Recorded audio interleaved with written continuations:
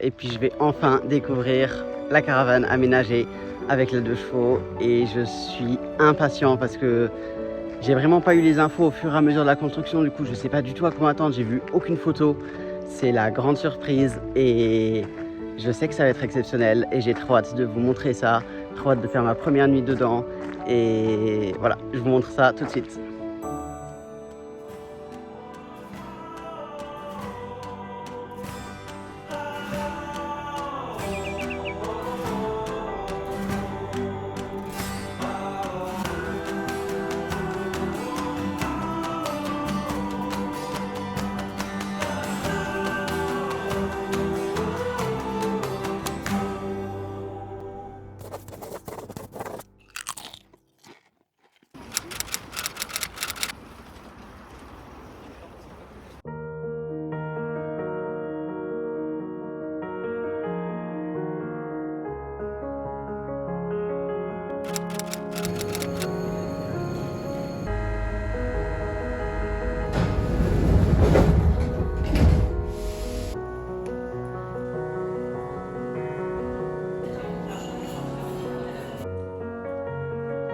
Je profite du changement à Paris pour passer une journée dans la capitale. Et le lendemain matin, je reprends un train pour la Normandie. Ça y est, je suis arrivé.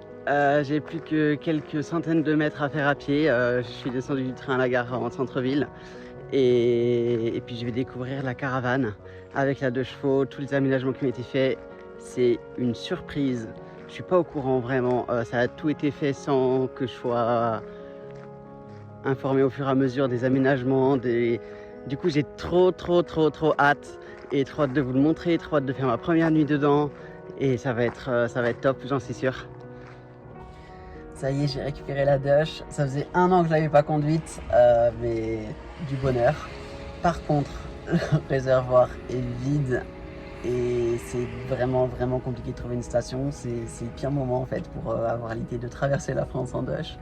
Avec un petit réservoir de 25 litres, ça va être compliqué. Mais là, faut vraiment que j'en trouve. Donc je suis parti sans la remorque juste pour faire le plein et je galère. Il y a du gasoil mais il n'y a pas d'essence. Donc je sais, on va avancer tant qu'on peut et on va voir ce que ça fait.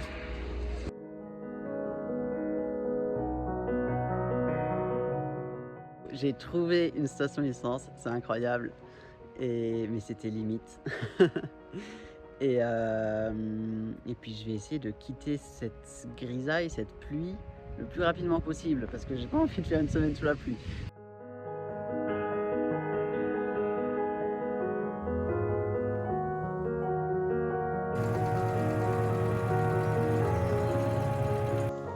Alors finalement on a passé toute la journée ensemble avec l'artisan du voyage, donc Nat et Eric qui m'ont trop bien accueilli, qui m'ont expliqué toutes les merveilles qu'ils avaient fait sur la 2 chevaux et puis on a partagé un petit thé, des châtaignes grillées, c'était hyper chouette.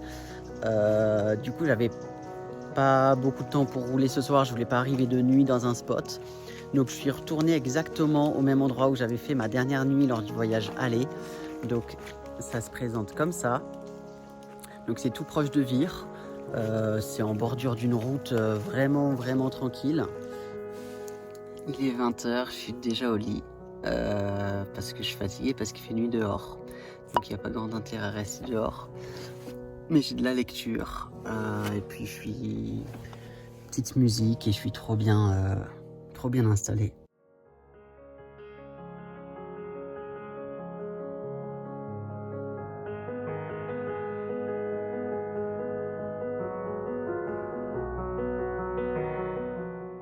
Alors là je suis à la Ferté-Vidame, donc c'est le village où a été conçu le prototype de la 2 chevaux.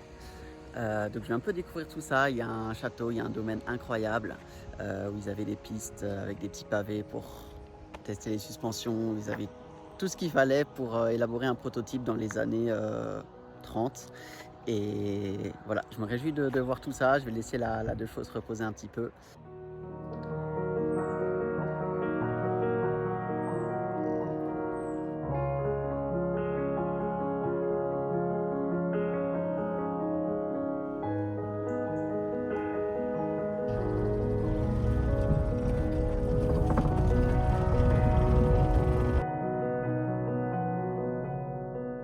Il y a un truc que je voulais toujours faire, c'était prendre une photo de la Dush en dessous de la Tour Eiffel.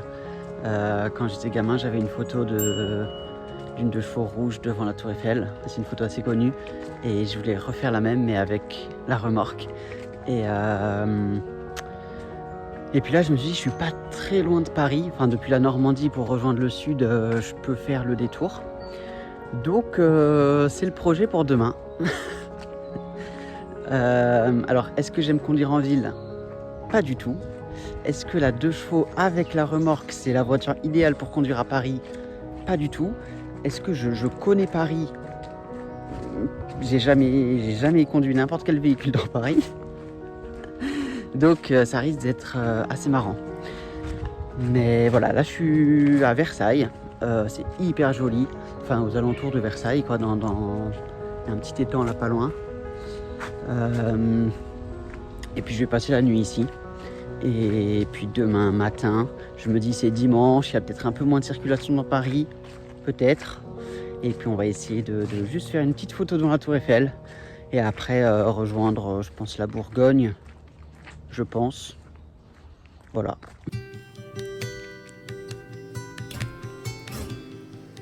Comment ça change tout le soleil dans un road trip, c'est incroyable. Là je suis au bord d'un petit lac, c'est super chouette. Bien au calme, à proximité de Versailles. Et puis je me prends un petit repas là au bord de l'étang. Et j'ai discuté avec pas mal de personnes. En fait, je suis allé me balader, je suis revenu, il y avait 3 personnes à côté de la 2 chevaux. Du coup, on a parlé, je pense, une demi-heure. Ils ont posé pas mal de questions sur la 2 chevaux, sur la réglementation. On a parlé de plein de choses, de politique française. Donc c'était assez drôle. Je leur ai demandé si c'était un coin suffisamment tranquille pour dormir. Je vais me balader un peu comme ça, vous voyez l'arrière-plan. Je leur ai demandé si c'était un coin suffisamment tranquille pour dormir ou si ça avait une mauvaise réputation. Et leurs conseils n'étaient pas très bons. Ils m'ont dit ah mais va au village d'à côté, c'est un village de militaires, tu vas voir le sergent ou le caporal ou machin.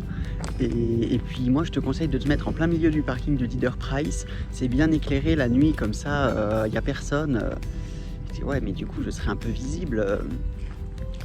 Ouais mais personne va venir te déranger. Bref, du coup si c'est éclairé en plein milieu d'un parking privé de supermarché et que c'est un village de militaires où il y a tout plein de gens qui peuvent se demander ce que je fous là et qui viennent me poser la question, c'était pas le meilleur conseil. Du coup je vais rester là quand même, ça m'a l'air vraiment tranquille et ouais, le spot est vraiment chouette. De toute façon voilà, c'est la nuit, je dors.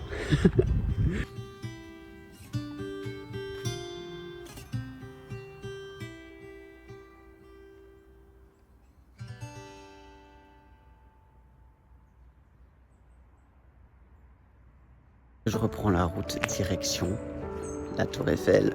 Ça n'aura pas été la meilleure nuit. Entre 23h30 et 1h30, il y a quelqu'un qui s'est garé juste à côté, qui a mis de la musique à fond, des gens qui marchaient autour, qui faisaient je sais pas trop quoi. J'étais pas méga rassuré.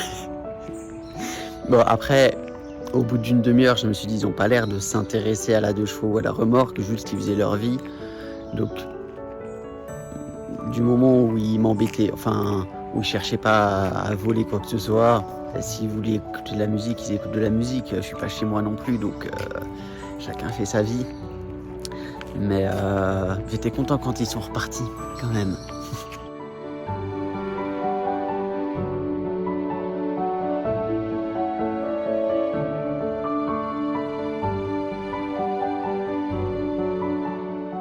Ça y est, je suis devant la Tour Eiffel. Je pensais que ça allait être compliqué, la circulation, l'itinéraire, le fait de pouvoir se garer ici, que ça allait être bazar. En fait, il n'y a rien de plus simple. Il n'y a personne dans Paris le dimanche matin et vraiment ça a été trop facile. Et puis là j'ai le temps de prendre des photos, de faire une petite pause à la Dush. En plus il y a du soleil, alors qu'ils avaient prévu de la pluie. C'est trop cool. C'est trop cool, ça me fait un bon souvenir de... C'était un peu le défi du road trip, c'était se dire si j'arrive à faire une photo au pied de la Tour Eiffel, ce serait hyper cool.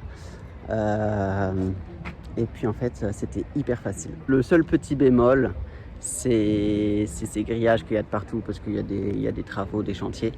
Mais franchement, c'est pas grave. C'est pas grave du tout. Il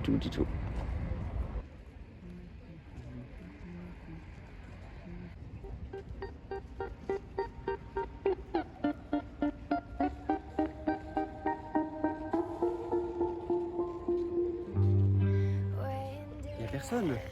Il n'y a absolument personne qui roule dans Paris le dimanche. Et du coup, c'était plus facile que n'importe quelle autre ville. Et puis même là, pour faire des photos, on traverse le Champ de Mars sans problème. Pour avoir tous les angles de vue qu'on veut, pour faire la photo qu'on veut, c'est hyper facile en fait.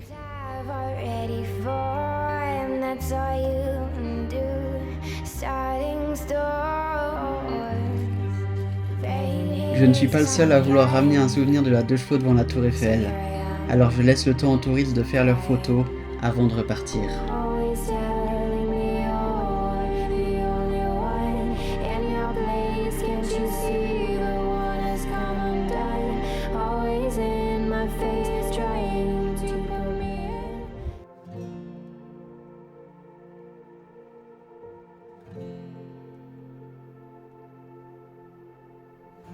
Alors, c'est un projet qui m'a tout de suite beaucoup plu.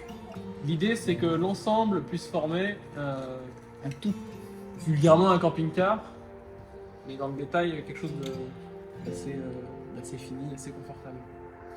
Et une contrainte lourde, qui était celle de faire un aménagement léger. C'était vraiment très nul. Et qu'il l'a fait. Ça aussi, ça on aime bien. Ça faisait partie du défi d'avoir un maximum... Fibre naturelle, c'est vrai voilà. que c'est... Et ça correspond à la démarche aussi, donc c'était possible. Et ici, du coup, on a vraiment travaillé un éclairage qui permette quelque chose de cosy. Donc on a un éclairage progressif. Alors à la base, on était parti sur voilà, un aménagement dans le coffre. Le camping aussi bien qu'à la maison. En fait, les bancs d'origine qui sont à cette hauteur-là, en fait, on les a diminués. On a découpé chaque côté. Et donc là, on a un nouveau tiroir. Alors l'attelage total, voiture plus remorque. Alors chargé tel que présenté, avec le plein d'eau, le petit panneau solaire dépliant, la batterie vraiment tel que ça vous est présenté aujourd'hui. L'attelage complet pèse kg.